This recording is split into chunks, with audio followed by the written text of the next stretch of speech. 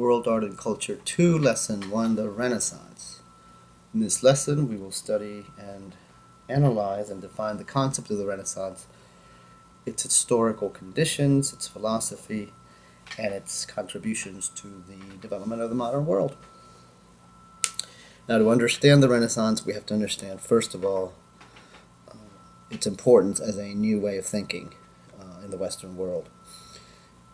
Beginning around 1300 to 1400, in Italy, the rebirth, which is what the word Renaissance means, the rebirth of classical antiquity will take place. This wasn't the first rediscovery of classical antiquity since the birth of Christ. There had been others, but this was certainly the most powerful and long-lasting of the so-called Renaissances of the West. The Renaissance, thus, brings in a new conception of not just the world, but of nature, of God, and in many ways creates a whole new conception of humanity itself. First of all, the Renaissance will introduce the notion of individuality. Individuality, in many ways did not exist before the Renaissance, as we will see. Certainly not in today's terms. Individual dignity, individual thoughts, etc. The concept of the individual, which will be born in the Renaissance, will also lead to a new conception of history. History as progress, as modern, as forward-looking. The Middle Ages really did not have a concept of history like we do now, which is the Renaissance view of history, that history moves forward and that these individual humans are the ones who, in a way, push that, or bring that future forward with their creativity, with their human endeavors. So we have individuality, progress, the modern world, the idea of the modernity itself. All of these are new concepts that had not really existed, at least since antiquity, and certainly not in the Middle Ages. So to understand the Renaissance, the concept of the Renaissance, we need to understand that the Renaissance ushers in a new paradigm, a new way of thinking for human beings, at least in the West. This paradigm shift includes a new way of thinking about the world, a new way of thinking about nature, a new way of thinking about God, and a new way of thinking about humanity itself. So let us look into these concepts as they existed before the Renaissance, in the Middle Ages. The medieval world, we could say, was pretty much God-centered. Medieval people saw the world through the Bible, through the biblical narrative. Life was considered sinful. We were born in sin and we would die in sin. The conception of the world was in many ways negative, and of humanity itself as negative. Humans saw themselves as low, sinful creatures whose only hope was the mercy of God and His forgiveness, ultimate forgiveness, hopefully. The medieval world was obsessed with sin and with the very restricted, in many ways restricted view of history that they inherited from the biblical tradition. The world was seen as having these periods, the old covenant, the Old Testament, the new covenant, the new relationship with the Son of God, the incarnate God, Jesus Christ, His death, His resurrection, and then the final chapter was simply waiting for the last judgment. The human condition in the Middle Ages was seen as, again, low, sinful, in many ways predetermined so. There was no sense of human agency the way that we will see in the Renaissance. The Renaissance was in many ways the champion of human creativity for the first time in history, something that would have been in many ways almost blasphemous, certainly very negative in the Middle Ages. The medieval view of creativity was simply seen as something that only God could possess. The only creator was God. Humanity did not see themselves, again, as agents of their own world, or efficacious people who could actually create a new or better world. That notion would have been almost blasphemous in the Middle Ages. Humans were low, sinful, and in many ways focused on the Last Judgment. So their view of the world and of nature was relatively negative, sinful, and low. Their view of history was biblical. History was simply biblical history. The future really didn't exist as it would after the Renaissance. The future was seen only as that time when God's mercy, hopefully, or his wrath, would come down during the Last Judgment. This again will change. In the Renaissance, we will have a concept of future, of the modern man as somebody who could shape, create a new future. Not just create in the sense of creating new thoughts, new philosophies, but creating literally a new world. And again, this notion would have been almost blasphemous in the Middle Ages. So let us look now at some other historical factors. The Renaissance will also usher in a new social system. In many ways, fueled by the new economic system of modern mercantile capitalism. In the Middle Ages, as it had been, you might even say since the beginning of human civilization, there had basically been a very strict dichotomy between aristocracy or nobility and the lower class, which was basic peasantry. This was the way it was in the Middle Ages in Europe. You had the nobility who inherited their wealth. You had the church, who in many ways was made up of the aristocratic and noble classes. And you had peasantry, and the peasants made up perhaps 95% of the population. There were subtle differences between some of the higher classes and within peasantry itself, but it was basically a world of two classes, nobility and peasants. This would all begin to change around 1200, 1300 AD with the beginning of we called it a modern capitalism based on a money on a money system of imbricated with markets, with supply and demand, trade, and of course profit. And profit, of course, is now something that is a possibility for the first time in the West, meaning a kind of a system where wealth can be procured, not necessarily through inheritance, but through work, through trade, through exchange. This will enable a new class of people to develop, the middle class, the bourgeoisie. These are non-nobles who are able to procure monetary wealth and thus climb the social hierarchy, climb the social ladder, and eventually they will become a very important class.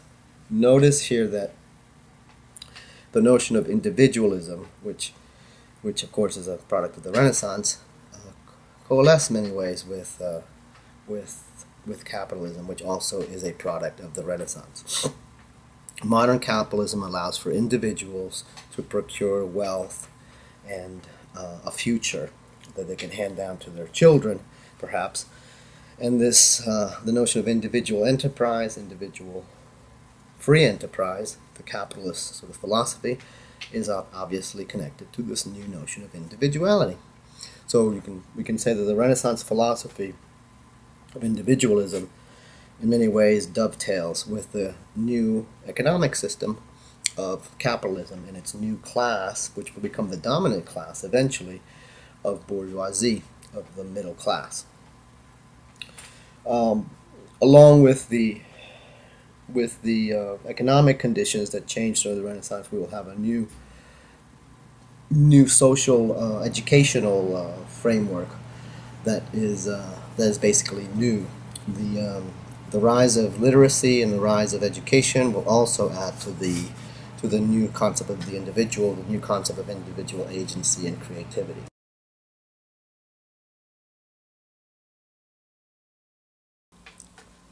So education is another huge paradigm shift. The new educational opportunities granted by in the Renaissance to this new growing class of bourgeoisie is also quite new. And notice how these things, the new sense of individualism, the new sense of capitalist individual enterprise, and education in many ways reciprocally influence each other. Education began to become more accessible in the late Middle Ages when the medieval monasteries in many ways grew into new educational institutions, the modern universities. These universities had educational opportunities not just for the nobility but for the growingly wealthy and powerful middle class. In Florence itself, in the birthplace of the Renaissance, this of course develops into the notion of Christian humanism, which perhaps we might say is the philosophy of the Renaissance. So let us define Christian humanism, and it'll help us understand this relationship between the rise of the individual, modern capitalism, and education. Now in Florence, where the Renaissance literally blossoms, around 1400, in Florence you have a new sense of this new sense of the individual coming to fruition. Individuals are seen as dignified, worthy of praise and fame. Notions that, remember, were only exclusively given in the realm of the aristocracy, the realm of nobility. And before the Renaissance, only the aristocracy and or the clergy, the higher clergy and saints themselves could be called famous, could have this attribute of fame, could have this notion of nobility, of dignity. Nobility not in the sense of blood, but nobility in the sense of noble in God's eyes. This of course will change. The Renaissance humanists, and they're called humanists because they begin to reassess what humanity is, place of humanity in the realm of history, etc. These humanists will come to understand that all humans, all individuals, are dignified. This notion began with the kind of rediscovery of the phrase from Genesis. When God creates humanity, he says he creates them, as he says, imago Dei, in the image of God. This notion, imago Dei, in the image of God, in many ways can be seen as the central notion of Renaissance philosophy. It was, again, part of the biblical tradition in the Middle Ages, but it had just never been given the focus. The Italian Christian humanists focused on this, and they became, in a way, obsessed with this notion that right there in black and white, is the definition of humanity. We are created imago Dei, in the image of God. From this begins the reassessment of humanity as partly divine, as beautiful, as dignified, as worthy of praise. And again, all of humanity, all of God's creation, all in each individual, for now, at least for the first time, perhaps since antiquity, was seen as worthy of praise, of fame, of dignity, of divinity. In fact, the Renaissance Christian humanists will redefine men as the measure of all things, as the ancients had done, the Greeks. Man was seen as partly divine and partly human, the linchpin of the universe, as some called him, the navel of the universe, the crossing point between the divine or the sacred and the profane. All of these things, again, are new and are the sort of foundations of this Christian humanist notion of humanity. When we say Christian humanism, it's because this is now a new conception that is both Christian and human.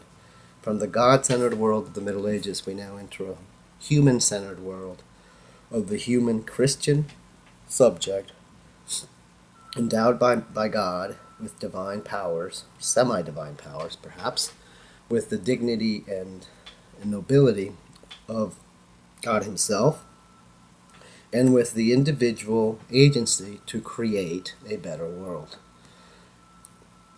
We can say the hero of the Renaissance is the creator, in the sense of the artist, the philosopher, the scientist, the capitalist, somebody who creates a new world, new institutions, new political systems, new societies. And it begins in Florence, and it's connected to this notion of Imago Dei. So Imago Dei, we might say, in the image of God, is the key cluster, or the key notion around which a cluster of notions that are uniquely Renaissance develops. And it's basic to the philosophy of the Renaissance, and it focuses on the individual worthiness and nobility and individual dignity of every human being. We don't have to look so far to see that this is, of course, the beginning of what will eventually become human rights, individual rights, in the 18th century. And again, this is a key notion that the Renaissance will pass on to the modern world: individualism and individual agency. So we have Christian humanism, Imago Dei, as central to this. We've mentioned how this is related to this notion of the Renaissance as a new era of human creativity is connected to the rise in capitalism and the rise in education. And again, this is something that in Florence is even more powerfully kind of clustered. Capitalism was a huge part of the Florentine world. Florence was a very advanced capitalist, had a very advanced capitalist economy. They had great bankers, financiers. They dealt in trade. They manufactured as well as shipped goods to particularly the north, to Northern Europe. All of this was connected to this idea, a new idea of individual entrepreneurship, individual enterprise, which was something that was seen in Florence as a source of fame and fortune, obviously. And again, fame is a new notion that is now possible for this new middle class, this new growing middle class. Fame is also connected to competition, which is also, in a way, a very new thing, connected both to creativity and to capitalist economic successes. Competition was something the Florentines were very keen at emphasizing, and they, in many ways, understood competition's role in human creativity, human enterprise, obviously in economic enterprises. And of course, it is connected to education. The Florentines understood that to be considered a great human, you must be educated, you must be knowledgeable, something that now, of course, is possible for the new middle class. So the level of intellectual worth given to education is really unprecedented now. People see intellectual pursuits, literacy, poetry, oratory, rhetoric. All of these things are seen as part of the sort of, to use a modern term, the skill set of the Renaissance man. The Renaissance individual was an educated individual, something that was part of his civic pride, that can contribute to the society, to the culture. And again, it's very important to understand that these things were not as separated as they are now, meaning business, art, science, civic pride, all of these things were interrelated. And they were, of course, connected to religion, because we must not forget these are Christian humanists living in Florence. And these humanists are, first of all, Christians. They are doing this not as necessarily as a way of separating themselves from God, but in many ways to celebrate the divine essence which they believe now God had given them. So all of these enterprises, however they might be, and they were all creative enterprises: education, capitalism, art, architecture, philosophy, rhetoric, civic endeavors. All of these things were seen as expressions of Christian virtues, of Christian gifts or graces that, of course, originated in God. Keep in mind that the Renaissance individual sees himself as someone whose future is his to create. The future is for humans to develop and make. And there's a kind of a sense of pride compared to the Middle Ages. If a medieval person could see this, they would have called it pride. But for the Renaissance, they saw it as a kind of reflection of human dignity.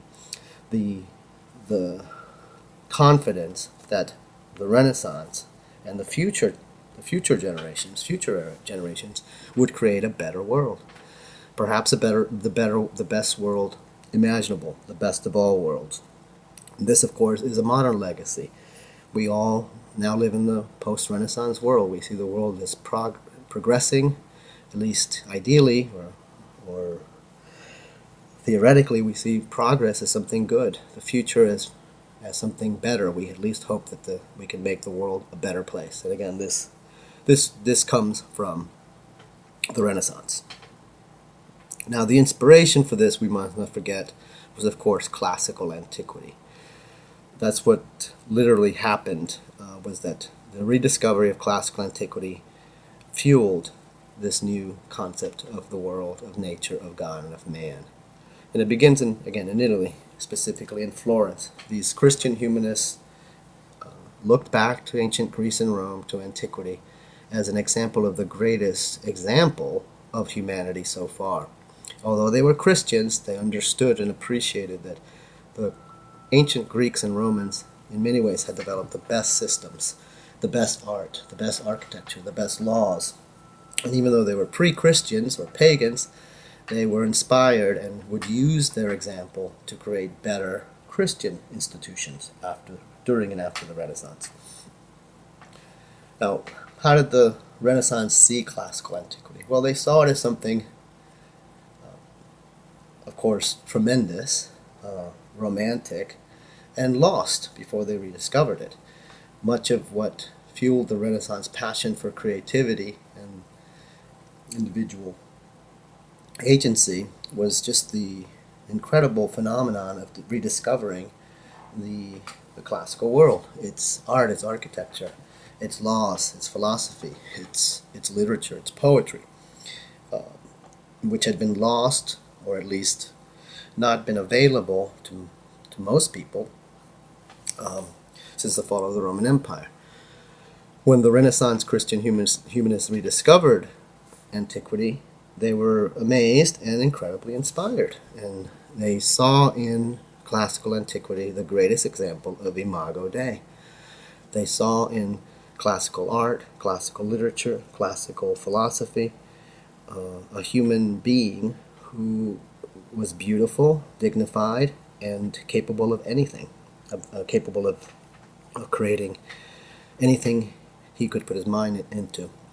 They saw the classical tradition as, even though pre-Christian, in many ways expressing before the fact the greatest Christian virtues, that we are created in God's image, that we are individually worthy, individually dignified, that we can create better institutions, better worlds, that we are the greatest thing God has ever created, to put it simply. This was something the Christian humanists saw in antiquity, and they used it as a model. They basically used Greek and Roman culture as the model for the greatest culture they could aspire to. Not just to imitate or emulate, but to transcend, to create a culture, a society, a world that was better than antiquity. And again, this all begins in Florence. It will eventually reach the north. The Renaissance will trickle its way up into France. It kind of takes about 100 years for it to reach the northern area of Europe from Florence. It will eventually reach the Netherlands. It will eventually reach England and Spain. But the fountainhead of the Renaissance is Italy and Florence itself. It will then become a European phenomenon, and as we said, it will be it will bring in basically the modern world, modern science, modern capitalism, and modern history, notion of history, progress will all come from the Renaissance. Now, before we look at the artistic achievements or the notion of art in the Renaissance, let us not forget that even though this was a tremendous Christian project, this wish to reconcile classical antiquity with Christianity, and this new notion of individuals created in God's image, this new notion of Christians being able to create a better world, we must not forget that paradoxically or ironically, the Renaissance will also usher in modern secularism, or a less God-centered, Christian-centered world. Although the Italian Christian humanists were obviously Christians, as we can probably guess, all of these new endeavors, all of these new worldly passions, capitalism, creativity, will eventually usher in a much more secular, non-Christian, modern viewpoint, which we are still, in many ways, we're still heirs to that today. We'll discuss that a little better, more thoroughly in future lessons, but we'll keep this in mind that a paradox of the Renaissance is that it begins as a Christian attempt to reconcile Christianity with antiquity, but it will literally usher in the modern world of secular worldly pursuits that we're still, of course, living through today. But let us now talk about this notion of creativity, which we might say is one of the key ideas of the Renaissance. Creativity, human creativity, individual creativity. And this is in many ways where we find the most, from today's viewpoint, we kind of see this as the glory of the Renaissance. It's creative accomplishments. And we, of course, connect these with art. We must first of all realize that art in the Renaissance was not what we call art today. Art in the Renaissance was basically what it was in antiquity. It was skill, human skill or technical prowess. It was art was considered anything that was skillful, anything that required skill and education, both. Art was not considered a personal expression as we think of it today. It was not considered something subjective, but more like a technical skill, certainly worthy of fame and individual praise, but certainly not expressive of personal emotions.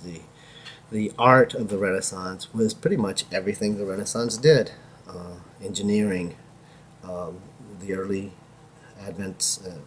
moments of scientific thinking, economic, that was considered an art. The art of rhetoric, the art of persuasion, the art of oratory, and of course the arts themselves, what we later called the arts, sculpture, architecture, etc., painting.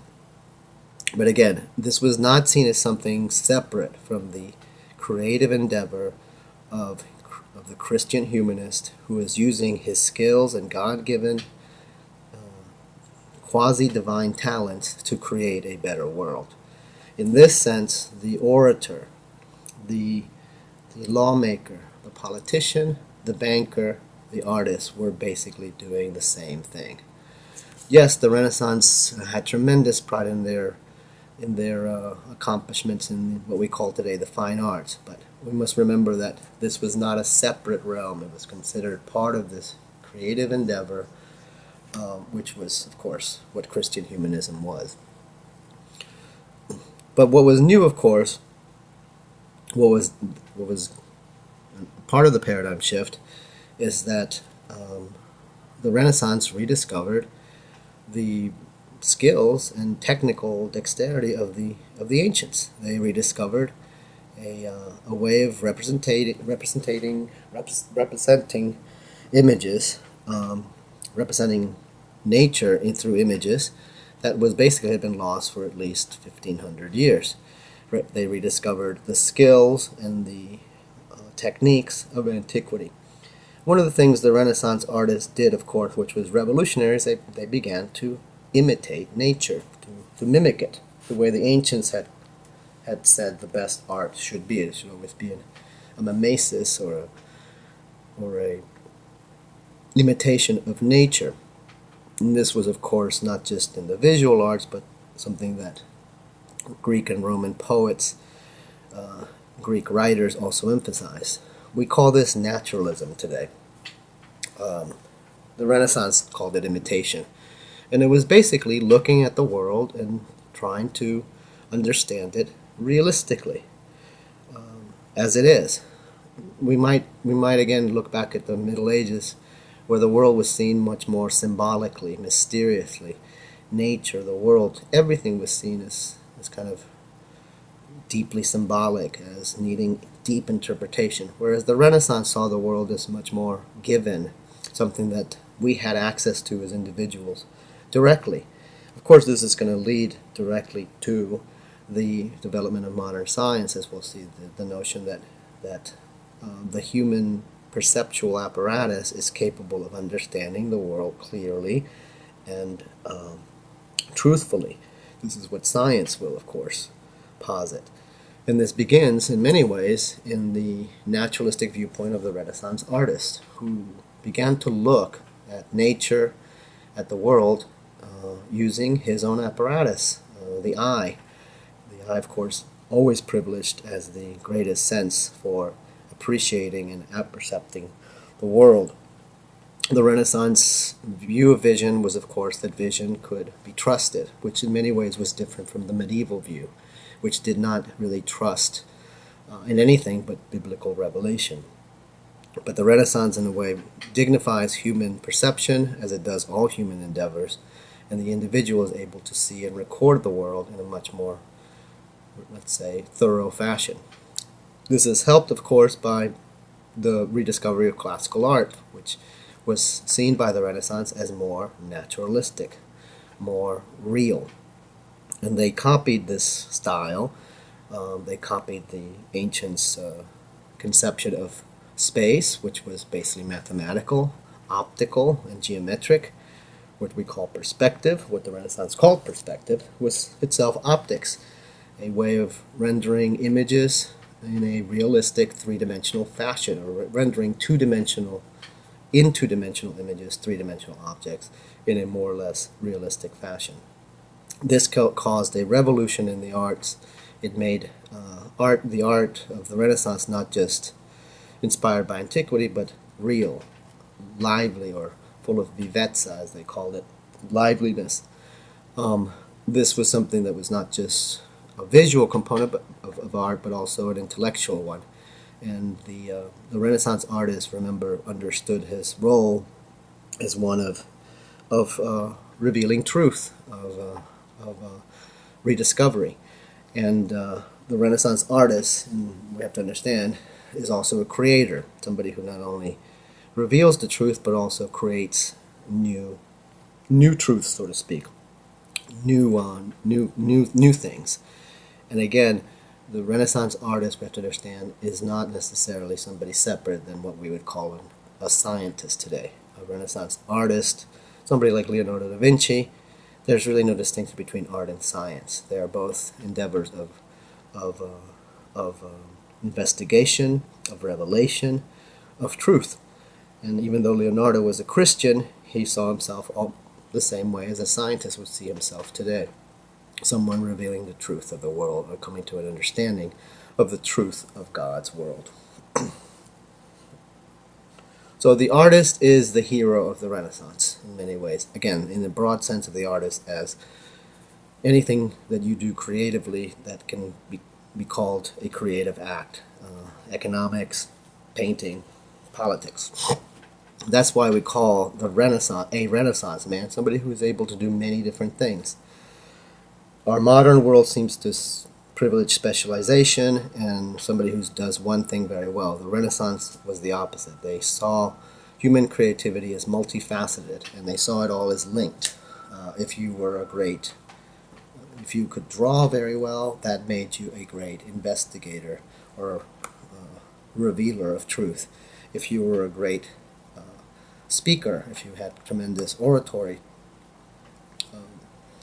talents, that made you somebody who could persuade people, somebody who could actually make people believe your truth. If you were, which made you a great politician, and you were able to create and craft beautiful speeches. If you were a great businessman, that included, of course, the art of persuasion, and not to mention skills that in producing products, commodities, but also the skills in salesmanship and in the business of business. All of these things were seen as interrelated. And it can't be overemphasized that these, of course, are things that we have inherited from the Renaissance.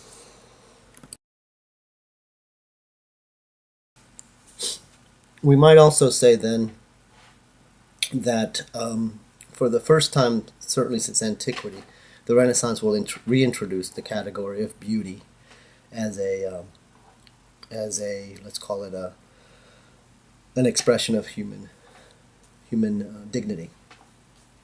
The Renaissance Christian humanists understood the concept of beauty that the Greeks had developed, and they sort of reinterpreted and reappropriated it for their own Christian projects of artistic individualism. Art for the Greeks, remember, was an expression of some divine spark. As Greek aesthetics developed from perhaps Pythagoras through Plato, the category of beauty was seen as a reflection of the divine order of God. This was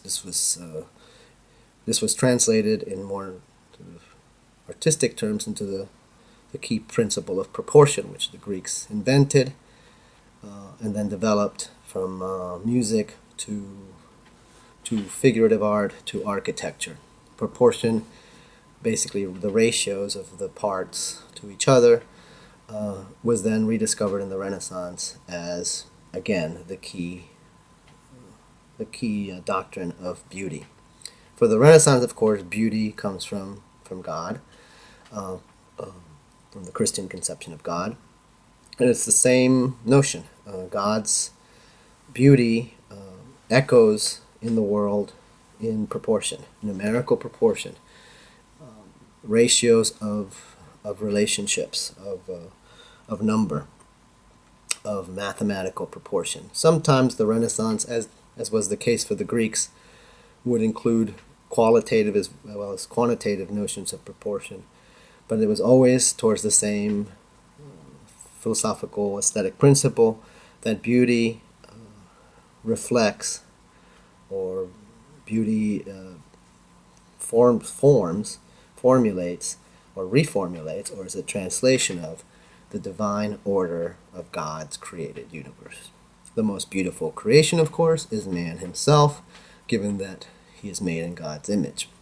So the Renaissance theories of beauty are very much based on proportion and ratios, and the idea that when something is either beautiful or made beautiful by the artist, it has a proportional relationship, a harmonious concord with the beautiful divine proportions of God. The Renaissance would articulate these theories into specific theories of beauty, but the main theme, the main doctrine, is still proportion. So let us look at some of these specific notions of beauty in the Renaissance. First of all, beauty as a reflection of divine proportion is attractive. It attracts us. It draws us in. It makes us, in a way, desirous of the object. Not for worldly possession, but as a sort of longing to be with God. In the art of the Renaissance, this was mostly articulated in the notion of movement or movimento, the idea that the movements of Well, the movements of the human body, for example, are a reflection of the movements of the soul. When the body moves, and when we say movement, we're not meaning locomotive movement from spot and place from A to B, but movement in the sense of gestures, movements of the face, movements of the body, what we might call today animated movements of the soul as reflected in the body. These movements were seen as reflections of the soul. Beautiful movements were, of course, more reflective of the soul, since they were much more beautiful, therefore perhaps much more divine. Movement could be seen in two-dimensional images, in the way that lines and structures in a picture might work together. The movement of a finger, the movement of a profile, the movement of the line of a shoulder. These movements, which are not seen, are rather felt, and that's an important thing to remember, obviously. This is an age before moving pictures, before animation itself. So movement was something that was felt rather than seen. And it was, in the way the Greeks talked about architecture, movement was rhythm and harmony between the parts. Your eye moves around a picture. But then again, this is important, it moves you. Beautiful things, beautiful lines, beautiful colors move you. Movement equals emotion. Emotion, motion. We've forgotten this now. We've separated those two terms. We say motion is motion and emotion is feeling. In the Renaissance, though, feeling and emotion, motion and emotion, were very much connected and interrelated. When something moves, it moves your soul. It is emotive. It is emotional. Movement is a reflection of divine movement. God is the first mover. The world is moved by God's love, by God's presence, by God's action. The universe is a harmony of movements. The planets move. The stars move. The universe is a cosmos of divine movement. What was called the great chain of being, the divine music of the spheres. All of these things are connected to the human soul, which is also obviously moved by God. Beauty thus functions within this system as a kind of reflection or divine music of God. And as such, it attracts us and it makes us feel closer to God. We might not see it, this beauty, but we certainly feel it. And the great artists of the Renaissance were successful, theoretically, because they were able to show this movimento, as they said in Italian, this movement. Beauty was in many ways connected to movement and to beautiful effects on the human soul of the viewer. The artist then was a kind of divine reflector of divine movement. Now, when we speak of artists, of course, we do have another new category here, just like everything else in the Renaissance, or many things in the Renaissance. This is new. The artist is has a new concept too in the Renaissance, even though it borrows from the ancient tradition of artists as technicians, as artisans, as craftsmen. We do have, for the first time in history, at least since the ancients, the idea of individual artists. For the first time since antiquity, artists will now sign their work. They will say, "This is made by me. Michelangelo made this," as he carved on the Pietà in Rome, on the band across the Virgin's chest. The artist in the Renaissance is an individual artist, of course. And for the first time since antiquity, we have individual artists with individual names, with individual fame, with individual reputations. The artists of the Renaissance, again, are in many ways the heroes of the Renaissance. They are seen as the greatest creators, and as such, the greatest men.